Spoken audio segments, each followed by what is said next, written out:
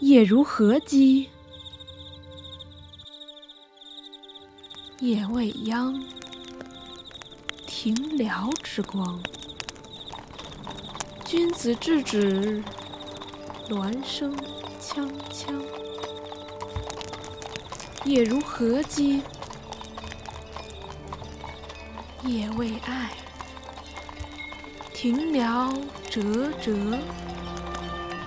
君子制止，鸾声蕙蕙。夜如何鸡，夜向晨。庭燎有辉，君子制止，言官其奇。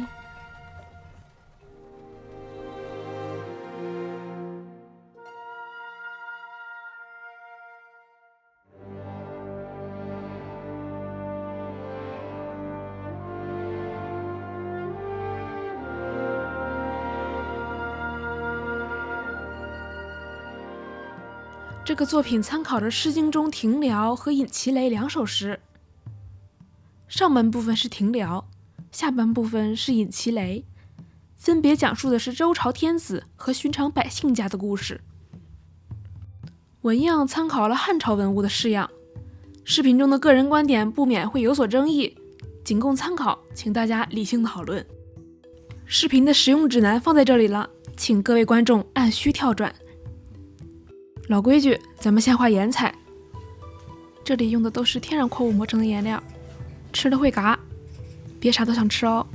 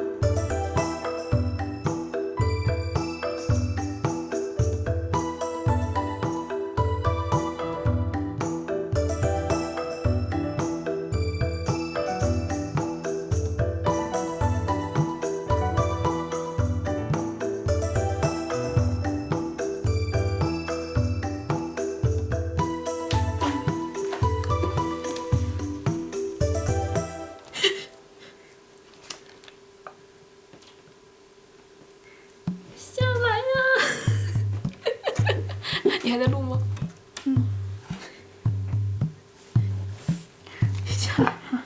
哎，下来。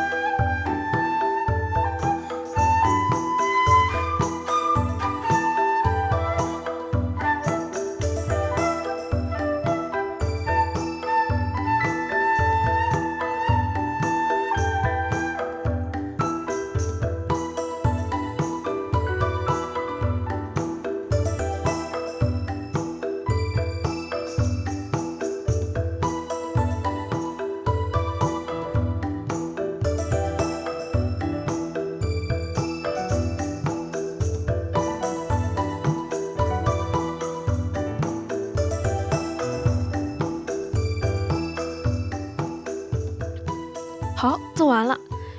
颜彩用时1周，蛋糕用时1天。现在就用成品来给大家解释一下这2首诗都是啥意思吧。请先看上层的小雅庭寮。诗名中的庭寮是什么？寮就是火把，庭寮就是宫廷院子里用来照明的火把。这里呢，我就用火焰文来代表火把了。这首诗的主人公是周宣王，讲述的是天还没亮，周宣王就问姬人：“现在夜色几何了？”着急着要去上朝。你问我姬人是啥？咋听着跟骂人似的？哎，以前没闹钟报时，总不能真养一只活鸡在皇帝院里打鸣来叫他起床吧？姬人就是负责半夜打更报时的人。这首诗就开始于周宣王和姬人的一问一答。周宣王先问：“夜晚到什么时候了？”姬人回答：“夜晚还没结束，那是已经被点亮的庭寮的光。”君子啊，指的是来上朝的大夫和诸侯们，他们已经在殿上等着了。周宣王也坐上鸾车，准备动身了。鸾车上装饰的铃铛叮叮当当的响起来了。夜晚到什么时候了？长夜未尽，庭寮的光一片通明。诸侯大臣们已经到了，远处传来鸾车上铃铛晃动的响声。天子驾6，诸侯驾5，卿驾4，大夫3，士2，庶人1。所以说这里画了6匹马来代表天子周宣王。夜晚到什么时候了？天开始亮了，庭寮还有一点点光。周宣王在天还是黑的时候就开始起床上朝，现在天才刚刚蒙蒙亮，庭寮自然该燃尽的燃尽，没燃尽的火光也在天色的映衬下显得没啥光亮了。诸侯大臣们已经在殿上了，有人说：“哎，我看到陛下仪仗队的旗子了。”这里没画旗子是因为我不确定周朝仪仗队的旗子到底啥样，怕误导观众，所以不敢胡乱套用。总之呢，就让车驶入云中，也算是上了朝吧。这首诗写的可以说是早朝序曲，虽然没有正式描绘早朝上的唇枪舌剑，但也体现出了周宣王这叫一个勤勉。上朝路上就着急问了3、4级人现在几点了。这样的勤政也确实造就了周王朝短暂的宣王中兴。这里就不谈周宣王的成就和过失了，咱们来继续看下一首《少南·饮其雷》。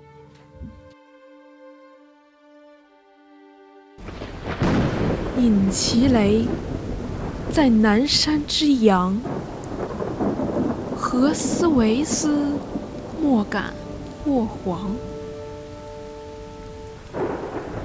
真真君子，归哉，归哉！饮其雷，在南山之侧，何思为斯，莫敢黄兮。真真君子，归哉，归哉！饮其雷，在南山之下，何思为斯，莫或黄楚。真真君子，归哉，归哉！这首诗描写的是一场夫妻间的离别。饮其雷中的饮指的是轰隆作响，饮其雷简单来说就是打炸雷，声音很大的那种雷。这首诗的字面意思是这样的：雷声很大，在南山的南面响起来了。为什么你就离开家了呢？不敢有一丝闲暇。我那忠厚的丈夫啊，你快点回来！又在打雷了，雷声到南山的山侧了。为什么你就离开家了呢？都不敢好好休息。我那忠厚的丈夫啊，你快点回来吧！雷声还是没有停，已经到南山的山脚了。为什么你就离开家了呢？都不敢停下来歇着。我那忠厚的丈夫啊，你快点回来呀！这就是这首诗的字面意思了。来都来了，咱不能停留在表面。对于诗中雷的隐藏含义，主要有2种看法。一种是认为雷象征着车的隆隆声，还有一种是认为雷象征着统治者下达的号令。是不是有点眼熟？这下知道我为啥把这俩诗放一起了吧？先说车声，古时经常用雷声比喻车声，比如说大家最熟知的杜牧写的《阿房宫赋》，里面写道：“雷霆乍惊，公车过也。”想起来了吧？由此可见，雷声确实很像车声。凡事出征，必有车，失归则复归。想起自己的丈夫匆匆驾车离家复命，自然希望能早点听到他赶着车回家的声音，就像诗中由远到近的雷声。那这样的声若雷霆，由远到近，不可抗拒，又像是在形容什么呢？没错，就是统治者的政令。诗中这位忠厚的男主人在听到统治者的政令如雷霆般催促后，不敢有片刻闲暇，立即去复命了。这是汉朝铜镜上的连弧纹，4角包裹着蝙蝠形的叶，中间被我替换成了茱萸纹。茱萸在我们这片土地上，人人都知道象征着思念、驱邪这一类美好的意义。这位女主人一直在用真真君子来形容自己的丈夫，这是在夸自己的丈夫忠厚。这样看来，这位丈夫做的工作一定是在为百姓谋福祉，所以诗中这位女主人没有一丝一毫的抱怨，而是充满了对自己家人的自豪。但还是藏不住祈祷家人平安无事、早日回家的一片真心。这时候，如果你感兴趣的话，可以结合诗的意思再看一遍原文，或许能有新的感受。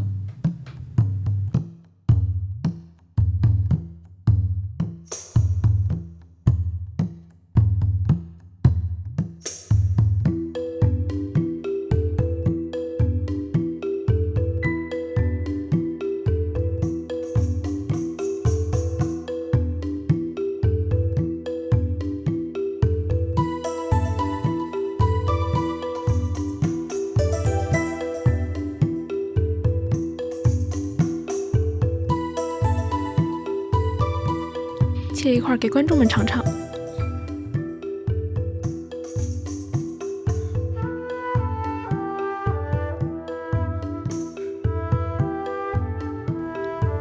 布置灯光和拍摄这么辛苦，在场迪诺老师一块儿。